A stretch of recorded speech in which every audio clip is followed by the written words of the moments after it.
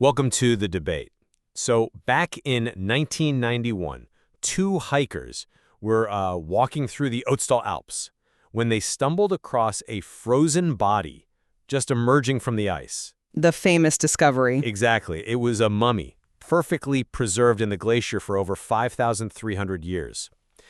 But what truly shocked researchers wasn't just his incredible age or, his copper axe.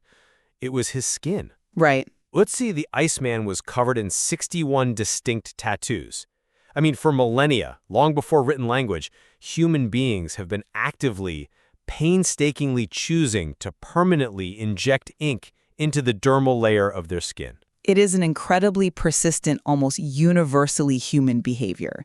And looking at the history and cultural evolution of tattoos from those Neolithic marks all the way to the modern, technologically advanced tattoo studios of today, it forces us to ask what this permanent alteration of the human canvas actually signifies. Yeah, exactly. I look at this vast, cross-cultural history, and I see humanity's ultimate marker of belonging. To me, tattoos have historically functioned as mechanisms of social integration, shared community identity, and even high status and prestige. Well, I come at it from a different way. When I examine that exact same historical record, I see a practice inextricably linked to the other. Tattoos are fundamentally markers of marginalization, serving predominantly as tools for social punishment, exclusion, or conscious rebellion against the mainstream. Okay, well, let's stick with Ötzi for a second, because the how and why of his 61 tattoos are absolutely crucial to understanding where this practice originates. Go on. These weren't just random doodles or, aggressive warnings to enemies. They were very specific groups of parallel lines on his lower back, his knees, and his ankles. The exact places he had arthritis, right? Exactly. When medical researchers examined the locations, they found that these marks align almost perfectly with traditional acupuncture points used to treat joint disease, which, like you said, Ötzi suffered from. So you're looking at it as an early medical intervention. Precisely. This suggests that the earliest known origin of the tattoo was deeply therapeutic. It was a mechanism of community care. I mean, someone in Ötzi's community had to carefully rub charcoal into those incisions. Right, it wasn't something he could easily do himself on his own back. No, it required shared medical knowledge applied directly to the body. That is a profound act of integration and care, not exclusion. Okay, that's a fair interpretation of Ötzi's specific markings, but we have to be incredibly careful not to project our modern positive intentions onto societies from 3300 BCE, where we lack written context. Sure, but Because when we do finally start getting comprehensive written and artistic records, a much darker, much more coercive picture emerges regarding how institutions actually use tattoos. well, I'm not convinced by that line of reasoning because when we look at early recorded societies like ancient Egypt, for example, the picture isn't dark or coercive at all. You're thinking of the priestesses. Yes, let's look at the mummy of Amunet from the 11th dynasty, roughly 2000 BCE. She wasn't an outcast. She was a high-status priestess of the goddess Hathor. Her body was marked with incredibly specific dotted patterns and lines. Right. In ancient Egyptian society, the historical consensus shows that tattoos were utilized almost exclusively by women, specifically to signify bravery, confirm maturity, or, offer magical protection during childbirth. The permanent marks were a visual confirmation of prestige and divine connection. The Egyptian priestesses certainly held status, I'll give you that. But that is a highly specialized religious context. It's an exception. But we see it even more intensely in Oceania, where it becomes the foundational pillar of the entire culture. In Polynesian societies, tattooing doesn't just signify status, it literally has divine origins. According to their mythology, yes. Right. The practice was created during the Po, the dark period of creation, by the sons of the god Ta'arawa. The very word tattoo originates here, translating roughly to a combination of drawing and spirit. And if you look at the Maori of New Zealand, they developed the moko, those intricate spiraling facial designs. The moko is fascinating because of how it was applied, right? It wasn't just pricked into the skin. Exactly. It was literally carved into the skin using bone chisels, creating a textured groove. It was an agonizing process that required immense endurance. And because of that, the complexity of your moko dictated your social respect. It was a marker of rank? Yes, it was a visual language of elite status. You couldn't even negotiate trade or sign a treaty without your moko acting as your distinct, prestigious signature. It was the ultimate tool for social integration. Okay, the Polynesian tradition is undeniably complex and status-driven. I won't dispute that. But what does a mechanism like the moko actually do structurally? It builds community. Yes, it dictated high social respect, but it was also a way to brutally enforce hierarchy. It rigidly separated the elite from the commoners.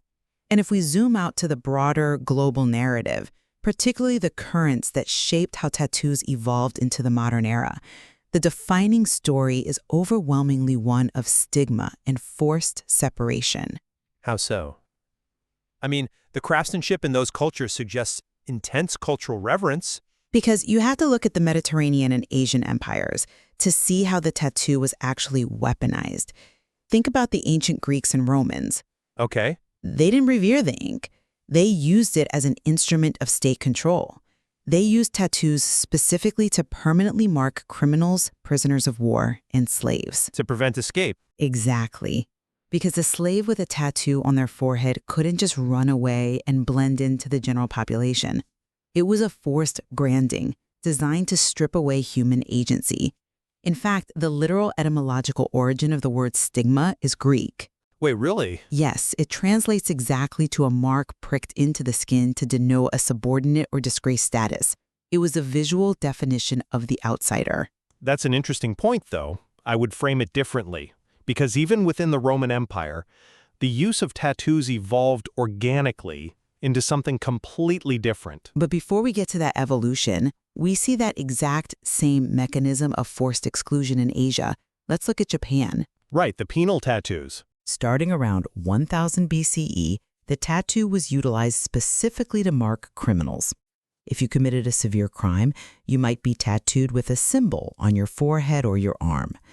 Think about the psychological mechanism of that punishment. It's permanent isolation. Exactly. It was considered the ultimate penalty because it permanently isolated the individual from their family. In a highly collectivist society, you could never hide your disgrace. You couldn't sit down for a meal with polite society ever again. But didn't that exact punishment eventually create one of the most sophisticated tattoo cultures in the world? It did, but it birthed it out of sheer necessity and rebellion. I mean, this absolute exclusion birthed the Yakuza. These marked criminals had nowhere else to go, so they banded together. They began expanding those initial penal tattoos into elaborate full-body suits, known as irizumi. To cover the punishment marks. Partially to cover up the penal marks, yes, but also to express an unbreakable loyalty to the criminal underworld. Mainstream society had already permanently rejected them, so they weaponized the ink. They created a breathtaking art form, sure, but it was an art form steeped in danger and criminality. I see why you think that. But let me give you a different perspective on how marginalized groups actually use tattoos to build new frameworks of belonging. Even in exclusion, the tattoo creates integration. I'm listening. Let's go back to the Romans. Yes, they used tattoos to mark slaves, but they also utilized them to demarcate military ranks. It was called the signaculum. Right. Roman soldiers would voluntarily tattoo themselves to ensure unit cohesion and allow for the easy identification of their specific legions. It was an emblem of brotherhood and shared duty to the state. A military tattoo is highly functional, sure, but it's still about ownership. You are property of the Roman legion. But then look at how early Christianity adopted it. During periods of intense persecution under the Roman Empire, early Christians used small tattoos of crosses and fish to recognize each other. In secret. Yes, it was a secret, indelible mark of belonging to a shared faith. It was incredibly dangerous, but it was a way of saying we are in this together. And centuries later, during the Middle Ages, crusaders would heavily tattoo crosses on their bodies. For burial purposes, right? Exactly. To ensure that if they fell in battle in a violently contested foreign land, they would be visually recognized as Christians and receive a proper Christian burial. The institution of the military and the organic community of the church actively used the tattoo to integrate, organize, and protect their members. Well, I come at it from a different way. I just don't buy that as true integration. Let me tell you why. You have to look at the power dynamics at play. You bring up the early Christians tattooing crosses, which is historically true, but we have to ask why they were doing that. To identify each other. Right, but they weren't participating in a mainstream accepted cultural practice. They were actively reclaiming a punishment mark because they were a marginalized, persecuted group hiding in the catacombs. They took the Roman mechanism of the stigma and subverted it. It was a desperate act of defiance by an outcast community, not an embrace by polite society. Reclaiming a stigma is still a very powerful form of community building, though. But the proof that it wasn't about true social integration is what happened the very second that community gained institutional power. Think about the timeline. As soon as Christianity became the mainstream religion of the Roman Empire under Constantine, specifically around 316 AD, what did the emperor and the church do? They banned it. They promptly banned facial tattoos. They completely reversed their stance. Suddenly, they viewed the practice as a remnant of paganism that defiled the image of God. The moment the institution gains power and became the dominant mainstream culture, it utterly rejected the ink.